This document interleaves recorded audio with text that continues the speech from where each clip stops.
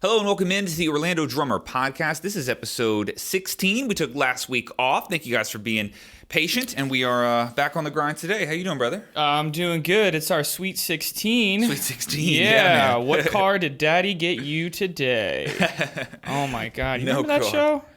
Sweet 16, I remember that. Was that MTV? MTV, My Sweet 16. Yeah, just a bunch of spoiled little kids getting It made me brand hate new cars. rich kids. Yeah. So much. I was like, oh, this is how they all act. Yeah, I think like what a 16-year-old deserves is a very tricky conversation because you could argue nothing. What did you earn at 16? Probably nothing. You're an $8 an hour, dude. That's what you're probably earning right now. What I earned was a hard no on getting my license. Yeah. My dad was just like, I don't want to pay for the insurance. Yeah. My mom made me this really, in hindsight, it was a really bad deal, but it made sense to her at the time. She got me this. It's this company you could go to and you could sign up and they would send you a big bumper sticker. And the bumper sticker said, "How is my teenager driving? Call this number," with like a little code on it. No. And if I kept that on there, she would pay my car insurance. I think that was the deal. Whoa. Right? And okay, first mistake. It wasn't a sticker, it was a magnet. Oh, so no. you could just take it off, and I took it off all the time. That was like the lamest thing to have on your car pulling up to high school. But then I would also have my friends call the number with the code and leave like random compliments about how good of a driver that I was. Wow. Did it go to your mom? Yeah, I went straight to that. They would call her or send emails or something. I don't know. This was 2006, I guess. Yeah. Yeah, that system didn't work out. That's why you don't see those anymore. It's funny, man. What was your first car? My first car was a 2002 Ford Focus ZX3. It was a hatchback. Ford Focus, Yeah. baby. 02 Focus. I don't know why, but like all of my friends were into cars and we would all just like name our cars. So that was Mary. Mary, she was a fishbowl. Just in a Focus hatchback, little egg. In the summer, no tinted windows. All of the light that would come through there would just turn it into an oven, and it was a black car. Yep. Oh my God. Yeah. Did that car help me through college? And Sure. Oh, it was great. I loved it. And then eventually it just died. I ran it into exploded. the ground. Yeah. Mine was a 92 Civic. A 92 Civic, and it had a VTEC engine, and I thought that was so sick. I drove that little 4-cylinder like it was a Ferrari. So stupid. Oh, man. Well, anyways, what we got going on in drum world today? All right, so in the world of drums, in our podcast, we usually start off, and we will start off, with a little loop of the week for the podcast. Yes, sir. This week, in celebration of Dubstep V1, Dubstep. I've chosen a dubstep loop. Hell yeah, man. So I picked loop 3. I thought that the chorus section in the loop was pretty catchy and seemed to allow for some creativity. So let's give it a listen. It's a fun one. Check it out.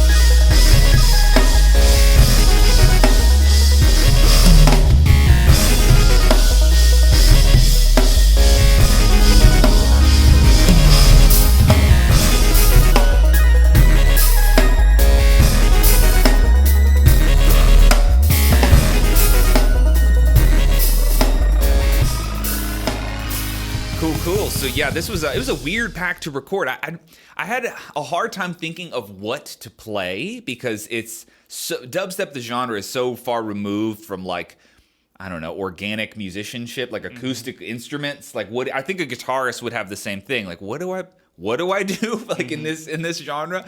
So yeah, it was kind of fun. I tried to do the same sort of ideas I had for like EDM and trap and some of those other electronic ones, but super fun. So yeah, that pack is out, and you can use code WOMP. That is our actual promo code. Promo code WOMP. It saves you, I think, 33%. So it's like $3 or $4 off the pack. And of course, Chris likes that one. I had no idea that was the code. What is the code supposed to be? Really? Is there any other code?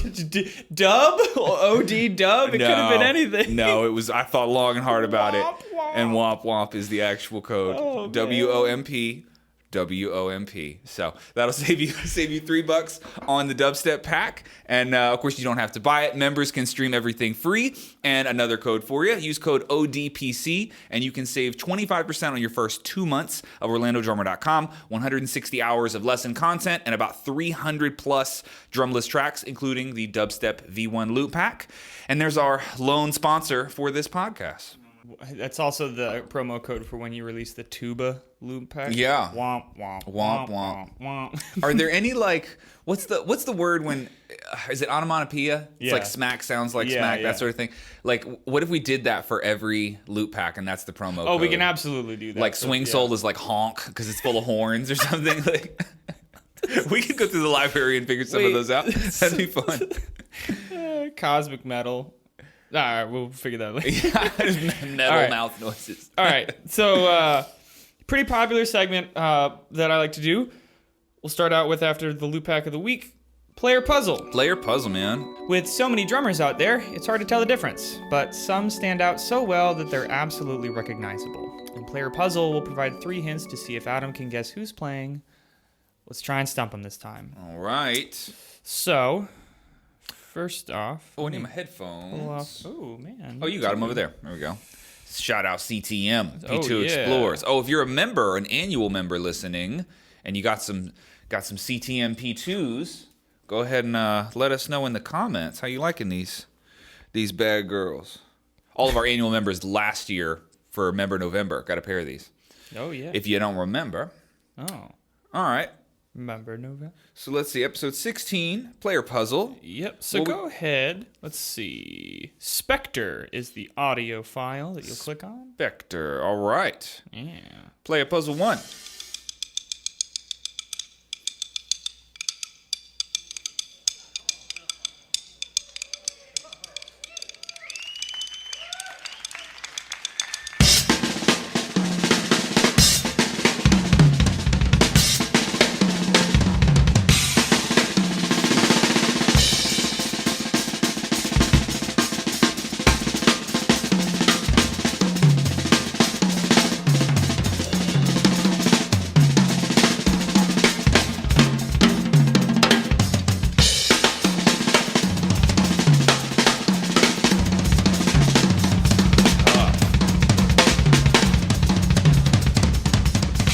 Definitely like an older drummer, like a very, I want to say like a more seasoned kind of style, right? Like I heard some Buddy Rich speed blurriness kind of deal, but the kit wasn't particularly like vintagey sounding, kind of, but not like full jazz, you know?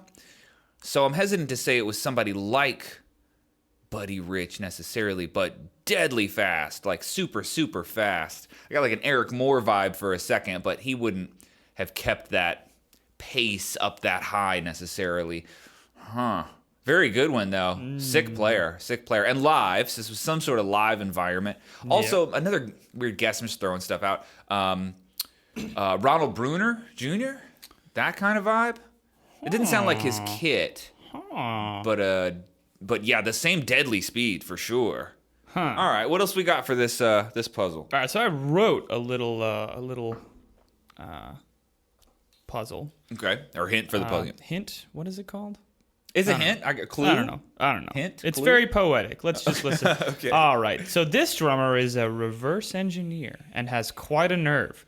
Questionably a machine, bridging the gap between pre-programmed, premeditated murder and playing live on the drums, and performing real-time, emotional, nuanced pieces. Okay. So there's some hints in that puzzle. Okay.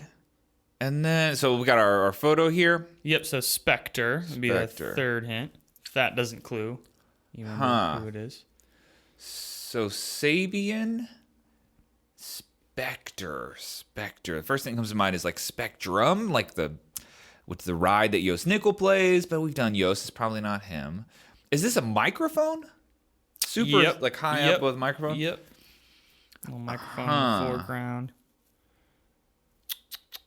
Sabian. Man, I feel like I'm the least familiar with like Sabian's full roster. Reverse engineer. I'm going to read that little blurb again. Yeah, one more time. Let's try to pull a hint out of there. This drummer is a reverse engineer and has quite a nerve. Questionably a machine, bridging the gap between pre-programmed, premeditated murder and playing live on the drums and performing real-time, emotional, nuanced pieces. I got it. Oh, One of your subtle hints in there helped me out for sure. Jojo Mayer. It is Jojo Mayer. Yeah. Who famously his band is called Nerve. Yeah. He's such a chameleon, man. You could pick any clip of him playing and it would be hard to say unless it was like, I don't know, real purist drum and bass, I guess, is where you'd kind of be like, oh, that's his style.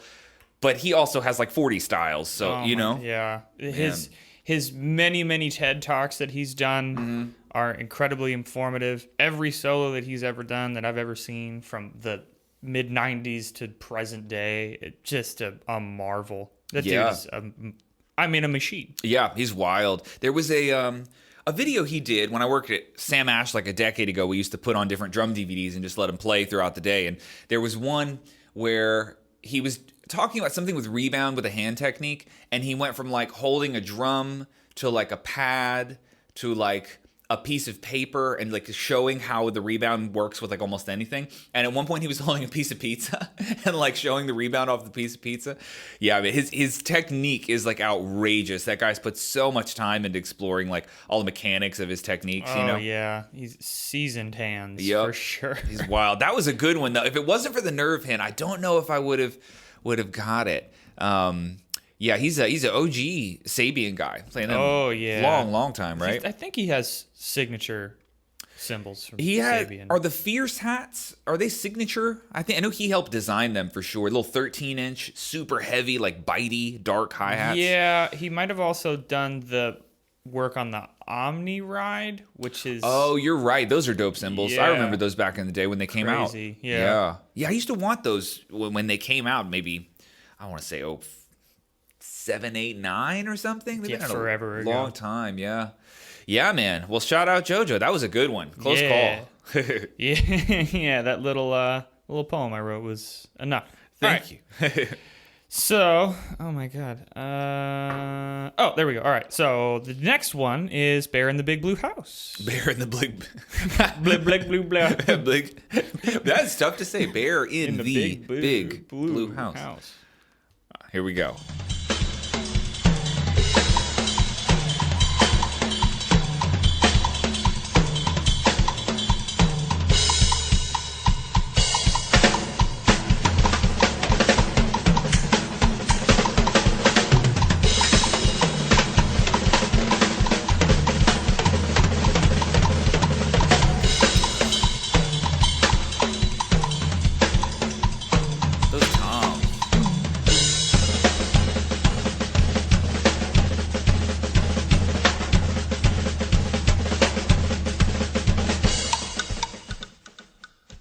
Weird. So it's like Juan Carlito level Independence, but weirder than he would play. In a lot of ways, Juan is like, I don't want to say like a traditional player necessarily, but kind of sort of like very tasteful. You know, he's not like throwing out ideas that are like that abstract. That was really abstract.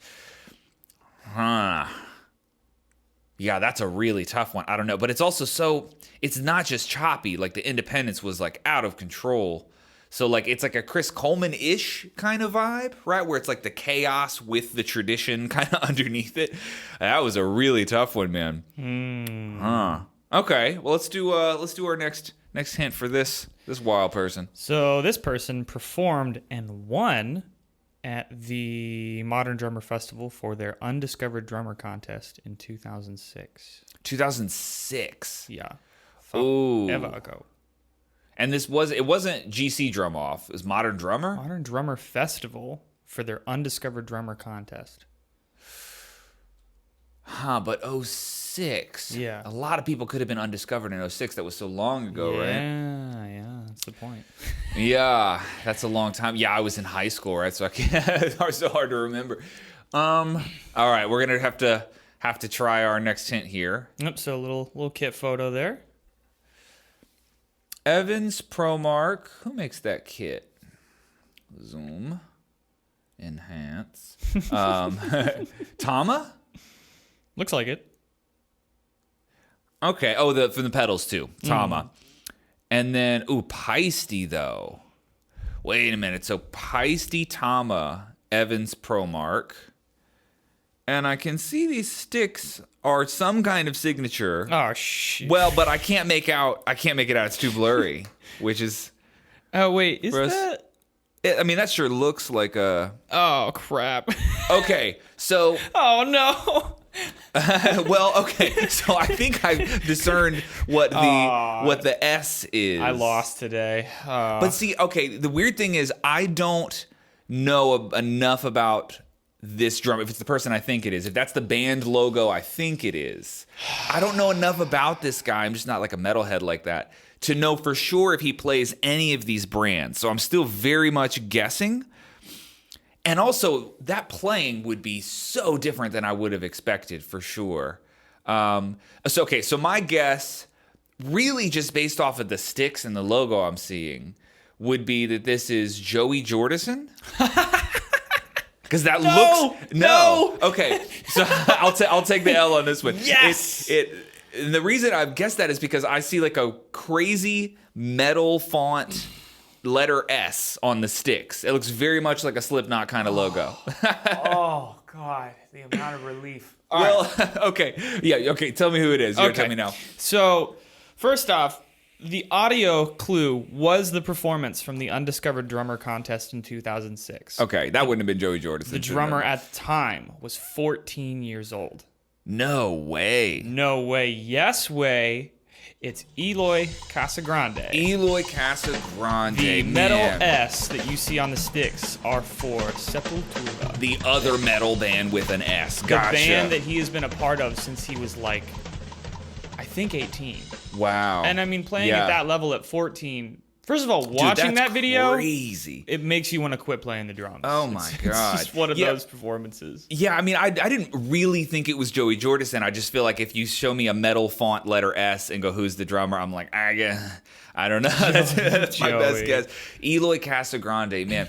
He's my relationship to his playing is basically just seeing online clips of him playing and Instagram and YouTube stuff like that. I'd be lying if I said I listened to his band, but dude, his playing is the weirdest hybrid of like insane power. I mean, like Eric and Proto, but on a level up of like, how do you play that heavy, right? His drums sound different when he plays them, but then combined with like this freakish technical ability that you only get from being like an ultra nerd. And it's a weird combo to have because a lot of the like true smashers, like those guys aren't always the most nerdy drummers. You know, a lot of times you'll find that in more like delicate genres is where you find those like ultra nerds. Matt Garska's another example of like kind of a hybrid, but he doesn't hit as hard as Eloy Casagrande. There's just absolutely no way. I mean, he's one of the hardest hitters out there, man. I think in doing Player Puzzle and seeing all these hard hitters, I don't think I've found a harder hitter than Eloy. He is just full of power. Yeah. He's an absolute madman. It's calculated rage. It's just, just redirected anger. Well, I'll give you that one. I don't feel too bad for missing that one necessarily, though I wish I had have just had the thought of like, who's this powerful and this good at the same time? Like he's in a very special category, that guy, but that was a good one for sure. I'm out here guessing off of the drumsticks. But. Yeah. Man, I gave you everything in that. That was...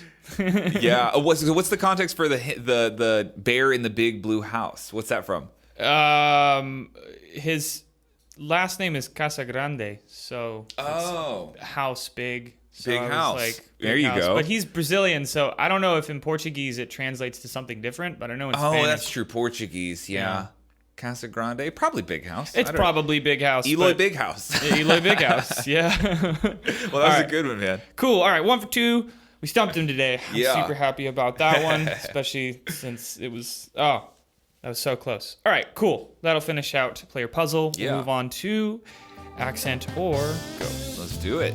This is a piece where we get Adam's view on many aspects of the drumming industry. And at the end, we'll get an approval, an accent, or a disapproval, a ghost.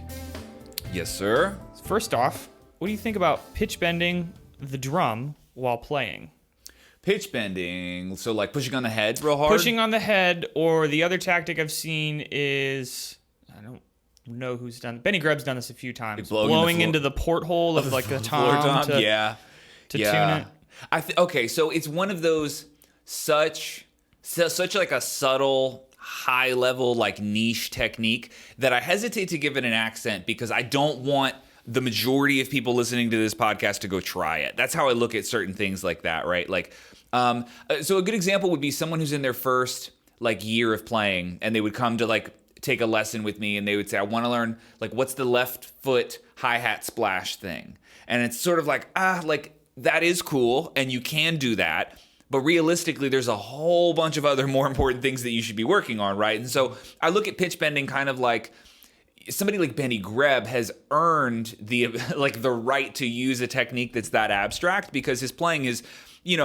at its core, it's that textured, right? He's graduated to a level where he's got the right to sort of fine tune his solos and his musical expression and his sound to that degree. And I think somebody that's a lot, let me just call it what it is, like younger or less experienced or just less time behind the kit, like you don't want to get distracted with techniques like that. So I think I'll put it in this category of like, it's an earned technique. Like even I feel like, if I were to do that in a playing video, it kind of sort of feels like, aren't there more important things I could be working on than it's like bending the floor tom? It just feels like not I don't know, not the best use of my time to like really spend time working on something like that. So I say I'll give it the ghost for a majority of people, but for people in the Greb category, those like really, really experienced soloists, it's a cool texture for them for sure. But I say you got to earn that one. So for the most part, that gets a ghost, but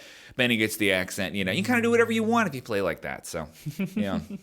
If you earn elite status, you can do whatever you want. Nobody Absolutely. cares. You can play with your toes. I don't care. I'd love to see that. Okay. Cool. So a little ghost. So now, what do you think about street drummers, bucket drummers, or as I call it, PDP, public displays of percussion? PDP. That's funny. Man, yeah, it's a weird one. Busking, right? Isn't that the technical? That's the technical word for. Is that what it is? Yeah, busking, to perform music like on a street corner and collect tips for it. Yeah. Oh, you learn something new every day. Would that make you a busker? Busker? I don't know. I know that's the name for it though, busking. Yeah. So I have actually done this. There is a video. I don't know if it's live on my channel. Probably not. But I'll pull it down and throw it up in here so you can see. 08 maybe, we used to take a drum set downtown and sort of play, and you can definitely make money doing it. I think I see what I don't like about it.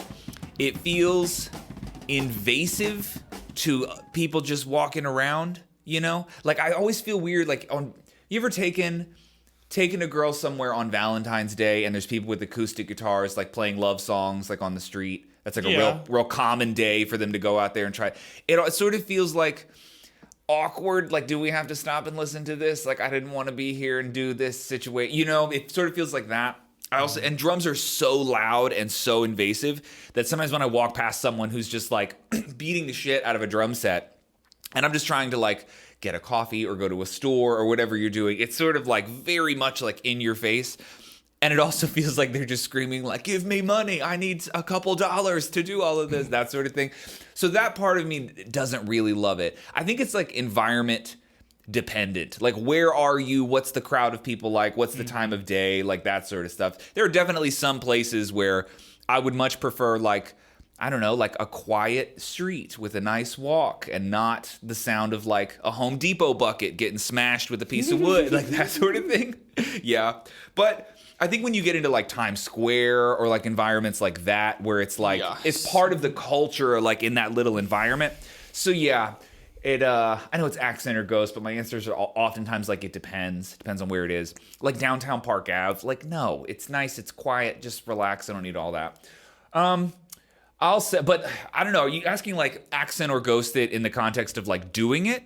Accent or ghost it, I think in the context of, if someone were to approach you and they were to say, I'm a drummer, and you go, oh, what do you do? What do you play? How do you apply these skills? And then they go, I'm a busker. Or they go, I take Home Depot buckets and I play for money and I make $30 a day. It's like, yeah. No. Okay, so I'll tell you what I hinge it on, whether or not I like it. Is it obviously where it is and all of that stuff, but also, is this like an act? Like, have you worked on it as like a musical performance or like an artistic work that you have? Or are you just like jamming in public? Jamming in public is like way less interesting to me. I'm not really that impressed if somebody says that they do that. It's like, okay, well, literally anyone could do that, right? But if someone said I have like a street performance, like this artistic expression that I've worked on and practiced and rehearsed, kind of like the acoustic guitar player that has like an arsenal of cover songs that they would go and play.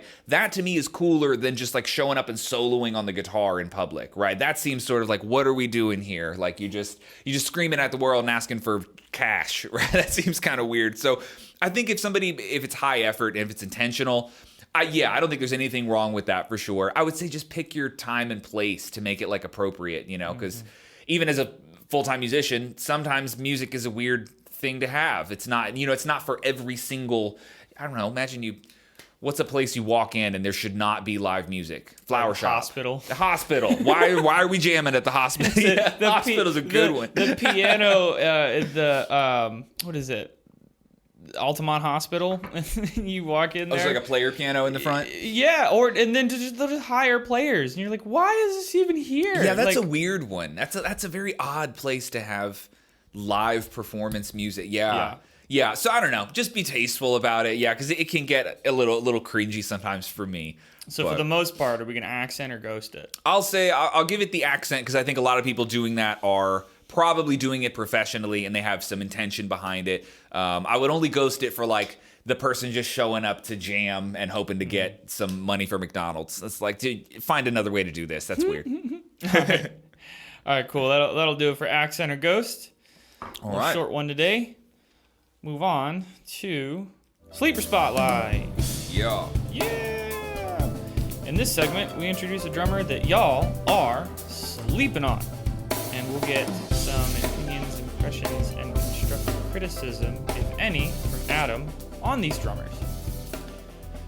First up, we got Jake Reed. Jake Reed. I think I recognize Jake Reed. that name. Yeah. Jake Reed, video number 1. What you got, Jake?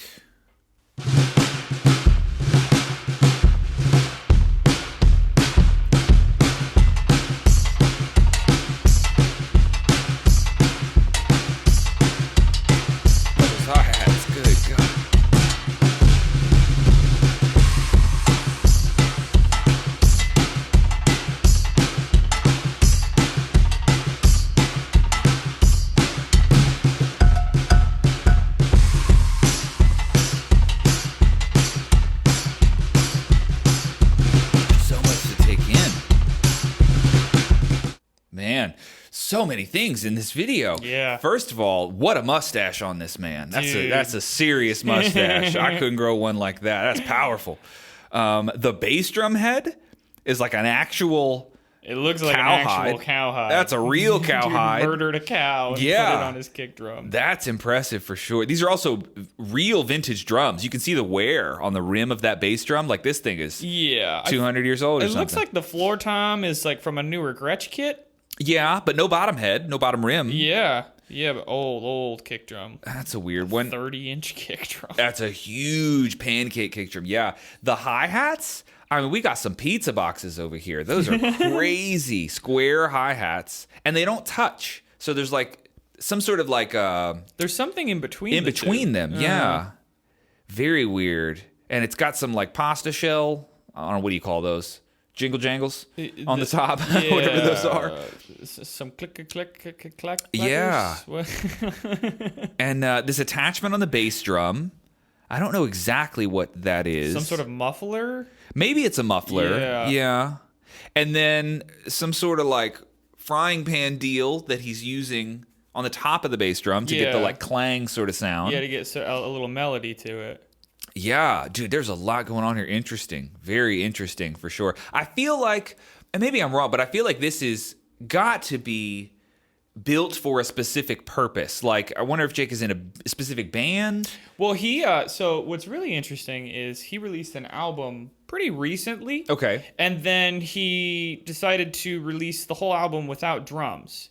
Oh, okay. Tried to get other drummers, and successfully did get other drummers to sort of collaborate and add their own style to all of his tracks in a hashtag he used called Replace Me. So hashtag Replace Me. He wanted other drummers to replace him on his own album. That's a good idea for an album.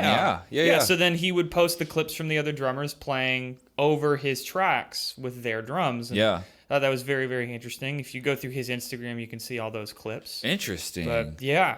Yeah, I mean, this is an eclectic dude for sure. Yeah. All right, let's do next clip from Brother Jake Reed. From Jake.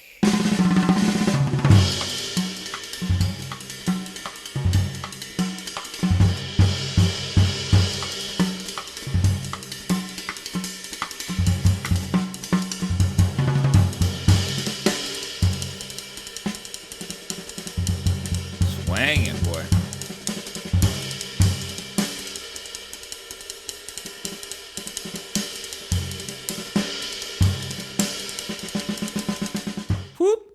Man, that was awesome. First of all, that kit sounds good, man. Dude, Gretsch, they do it well, that old jazz sound.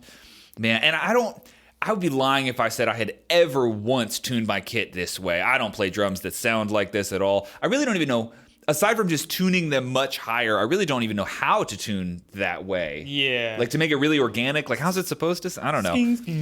Yeah, I just know that sounds killer. That sounds really, really good. What kind of Gretsch is it?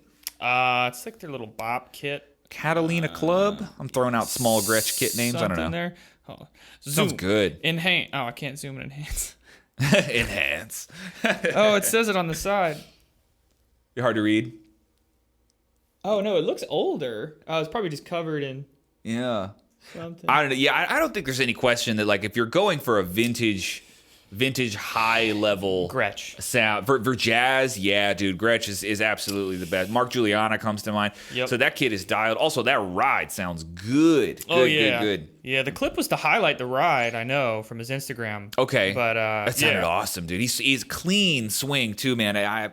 There's a certain touch. It's weird, like technically I could play everything that he played in here. It wasn't like particularly technical, but the feel, like, you know, there's such a touch to those higher tempo jazz swing patterns that, like, I don't have that kind of feel when I get up to that speed. There's like a believability where it's just like, I don't know, it just doesn't sound like that, you know. So that was really, really clean. Those eighth note triplets that he snuck in with the left hand, little independence tricks in there.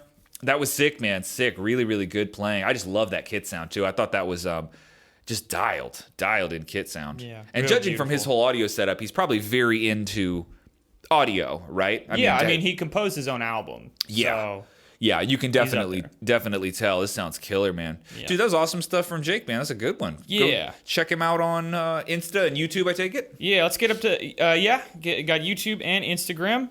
Cool. Get him up. He's at 9,300 followers. Let's get him up to 10K. Get the man to 10K. Let's go. 700 followers. For every view of this video, this clip, wherever you're watching or listening to the podcast, we can get him up to 10K. It's really easy. For sure. Yeah. For sure. I'm sure that there's 700 of you that can follow Jake. Yeah, man. All right.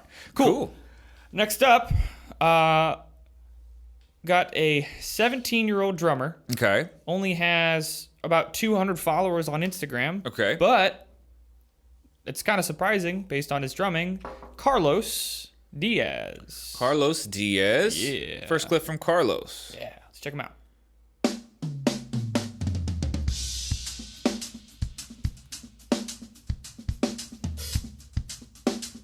EC2s. Love those heads.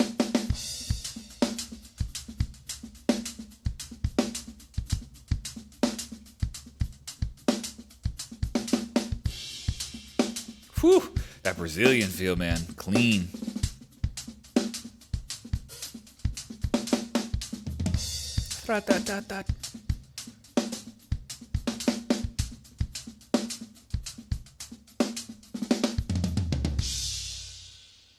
Man, I was not anywhere near that patient at 17. Like, even a group like too slow, too bored. Like, I would not have been able to actually like perform all of those textures that dialed in, right, with all of those feel subtleties. I'm always so impressed when somebody that young is even interested in that kind of playing. I was interested in just like chaos when I was that age, man. Hit things real loud, make noise. Real loud, real fast. Yeah. Try to impress the girls standing around, right? That was like my depth of thought about what was cool to play on the drums.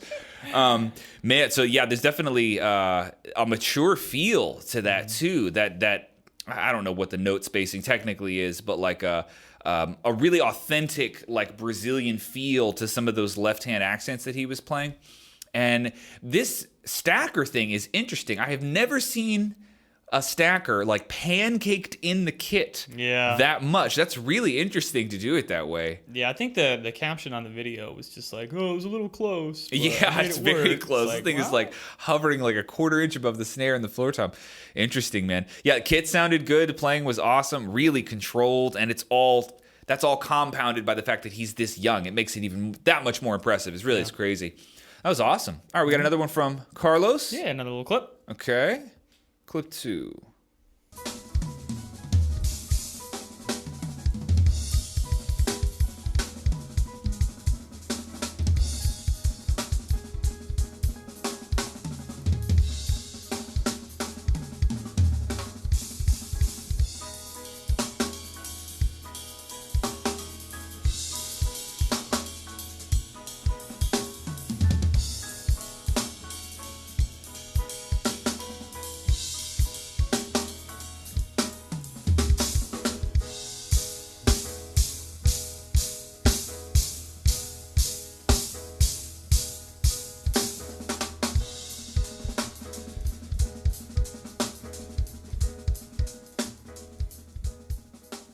Man, the musical maturity is so crazy. Even in his technique, you can see like the way he's like, I don't know, that was a really mobile clip, right? A lot of mobility, moving around the kit all over the place. But even like his wrist and elbow mannerisms, like some of the positions he puts himself in, like it just looks like someone that's been playing drums a lot longer than he's been alive, you know? So I would be curious when he started playing and if he had lessons from a really young age.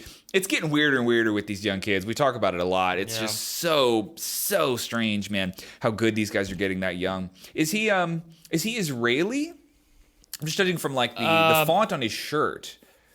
Well, his name's Diaz. So I wouldn't think. You assume Hispanic or something, but I'm not sure.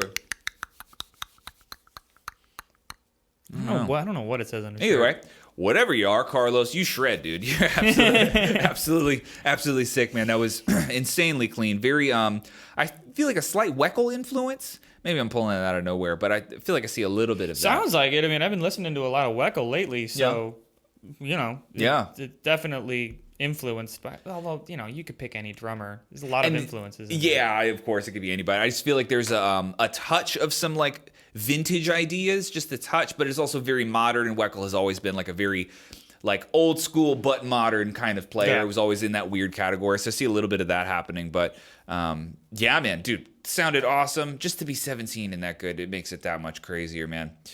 Yeah. Kids these days, you know? Kids these days. Yeah. Cool. All right, well, thank you for Carlos for all the wonderful content, and Jake as well. Check them out, guys. Yeah, let's get those people up to 10,000 followers tomorrow. Yeah. Or else. All right. So that'll end out Sleeper Spotlight. We'll move on into Q&A. Cool. These questions come from Instagram. They come from the comments section on YouTube. They come from the forums of OrlandoDrummer.com. Or you can send me a question directly at chris@OrlandoDrummer.com. And I'll get the question and I'll put it on the podcast. Yeah. First question from John Graham. He asks, what is your opinion on stave snares? Love them? Hate them? Why? Or why not? Love the channel, by the way. Stave snares. Who asked this question, by the way? John Graham. So weirdly, the Entity OD, my signature snare, made by Salvador Morales in Australia, is a stave snare. And it definitely adds like a volume and a body that is really discernible for sure. Now, I'd be lying if I said I owned a whole bunch of stave snares and a whole bunch of, ply snare. Like, it's not like I've had this crazy opportunity to A and B them. I'm not an expert on them. I think one of the gripes people have with them is that they can be a little bit like fragile over a long period of time. That ply, traditionally made like drums with plies, tend to last a little bit longer and be a little bit tougher. Whereas stave drums, because they're made in like blocks, they can break, and you could have different problems with the seams, I suppose. But realistically, I would say if you're going to take care of your instrument, that really shouldn't matter, right? If it's a little bit more fragile, like maybe don't tour with the stave drum, like maybe save it for a studio environment. But given that my own signature snare is a stave drum, I really can't. Well, we're not doing accent or ghost, but I mean, either way, I've got to give it the strong accent. Like, personally, I love them. I love the body and the volume that you get out of them. The debate would really be what transfers energy the best, and it's going to be drum to drum. We could definitely find examples where you would prefer the stave to the ply construction or the ply to the stave, depending on all the other factors, the dimensions, the heads, the tuning, the snare wires, the wood itself. All of that stuff is going to make a big difference. But I'm a huge fan for the most part. Every one that I've played, I've loved, and I've never had any personal experience with them being like more fragile or not holding up as well. So yeah, for me personally, I mean, dude, I play a stave snare, so yeah, love them. Sweet. All right. Yeah, the only other company that comes to mind that makes them is Greiner Kilmer, which is Matt Greiner's snare or drum company. Yeah, I know they're harder to produce. I know that's why not everybody makes all their drums like in a stave construction, because it's definitely harder to produce for sure. Yeah, and I guess it would just be more labor costs, more time, right? Of course it would be. Plies make a lot more sense. You could crank them out that way, but yeah, interesting. Right. Cool. Well, thank you, John, for the question. Next question from I'll murder this. Be Huppy Play Drums. Okay. How to develop flow on drums? Question mark. Okay. So I'm assuming, how do you develop flow? Sure. Drums? So, okay, we got to talk a little bit about this question, because when we say flow, what does it look like to see someone flow around the kit? Well, to play freely, right? That's what you're talking about. So it would be a mixture of maybe chops and groove, and using different dynamics and textures and patterns, different groupings, playing around with phrasing, like all of that stuff in one. And when you get that many skill sets lined up, and you just call it flow, well, what you're really asking is like, how do I play the drums, right? That's how I look at that question. Like, how do I flow around the drums? Like, how do you talk freely using all of the available tools and textures to express yourself musically? Like, okay, you're just asking like, how do I play the drums however I want to play them? So it's by all means, it's an extremely loaded question with no single answer that I could give you that would actually answer that question. And I understand that people see drum sheds or Instagram choppers or, whatever type of playing they see, and it leads you to ask that question. How do I do that? Well, what you're seeing is just this rhythmic expression that contains everything that you need to know. Not everything, but it contains this massive list of skill sets that you would need to learn and acquire in order to do that same sort of thing. So how to develop flow? Man, you would have to start from the ground up. And I don't want to make this where like I'm just telling you what it is to play the drums, but first and foremost, you would have to have a really full understanding of subdivisions. So the rhythmic scale, like the rhythmic grid, starting from whole notes, half notes, quarter notes, eighth note triplets, 16th notes, quintuplets, sextuplets, septuplets, 32nd notes, and then higher if you care to go any higher. You got to get all of those down. Then you have to have an arsenal of patterns, which would be your words. Then you have to know how to organize those patterns or organize those words into making sentences. And then your sentences have to connect together to make longer statements, which would be like paragraphs. And that would be something like a 4-bar drum solo, right? And within there are all of the other textures and dynamics and all these other little skill sets that you would use to make that expression your own. So when we say developing flow, again, it's kind of synonymous with saying like, how do I play the drums? It's a lot of shit. There's a whole lot of shit that's packed into that word flow. But first and foremost, to address exactly what you mean by flow, like freely moving around, I think it's going to come down to subdivisions. That's the biggest barrier that I think a lot of people face. It's not that you don't have enough patterns. It's not that you don't have enough rudiments. It's not that you're not fast enough. More than likely, it's like a comfort level within subdivisions and understanding how the rhythmic grid can carry you from one measure to the next. And then it's a matter of getting all of the words and tools and textures to express yourself within those measures as they pass. And this could, to go from somebody who like cannot flow on the drums, who can flow freely, that could be 10 years, right? Like, so it's a very, very loaded question. It's almost synonymous with asking like, how do I build an engine? Like, whoa, okay, there's no single thing I could just tell you that will let you go build an engine. Like, we got to start with the concept of combustion, and then we have to go into like, what does a valve do? And like, there's so many things. So I think a lot of times people ask that, they're just not entirely sure what it is that they're asking and how oversimplified a question like that is. But I think, again, the biggest barrier to entry, the thing that people are missing that would bring them the closest to, like, no pun intended, but like a flow state would probably be subdivisions. That would be the biggest thing. There are 4 or 5 hours of subdivision masterclasses on OrlandoDrummer.com, which take you through all of the subdivisions and how to count them, how to vocalize them out loud, patterns that you can play to get used to them. And then, of course, there's many exercises that have you jump from one subdivision to another, because in theory, you should be able to swim throughout this mathematical grid. So going from 8th notes to 16th notes to 16th note triplets to 32nd notes, you should comfortably be able to bounce between those. And that's a thing you'll commonly see when you see somebody like flowing around the kit, right? That comfort level with subdivision. So, sorry, loaded answer, but it's a very loaded question. So hopefully that makes sense. Cool. All right. Well, thank you, B. Huppy Play Drums, for the question of flow. That'll do it for Q&A. Cool. Let's do 2 short and sweet questions. Those are good ones, yeah. Yeah. So now, as a reminder, too, if you would like to ask us any questions for the podcast, please submit them via Instagram, YouTube, the members area of OrlandoDrummer.com, or shoot me an email at Chris@OrlandoDrummer. OrlandoDummer.com. No, shoot me an email at Chris@OrlandoDrummer.com for any questions you might have for the podcast. And I'll leave it to you to close out the podcast. Cool. So, what was it? Last night, Kelly and I went to a wedding down south. Chris and Cherie, shout out, congratulations. They're good friends of ours. And then 6 days? Weird. In 6 days, I'm getting married. Kelly and I are getting married out in Seaverville, Tennessee, out in the mountains. Chris will be there. Yeah, tell them the exact address so they know where to go. The exact address and the time, yeah. Yeah. So, I'm definitely not doing that.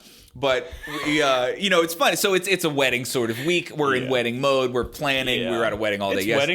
It's wedding season. Yeah. It really, by the time you hit 30, you realize like, oh, everybody's getting married. There's a lot more weddings to go to as you get a little older. But it's funny because it's got me thinking about, not just Kelly in particular, though she's a drum wife, and a lot of you guys got drum wives out there and drum girlfriends, and but also, you have to remember, there's a reality to this industry that it is a male-dominated industry. Men like to play drums more than women like to play drums, and there's nothing wrong with that. Shout out female drummers, too. We're always, very excited to see you. All hail Queen Annika, you know what I'm saying? Absolutely. But, the reality is, like, for most of the people listening to this podcast, most of the people that watch this channel, most drummers in the world are men.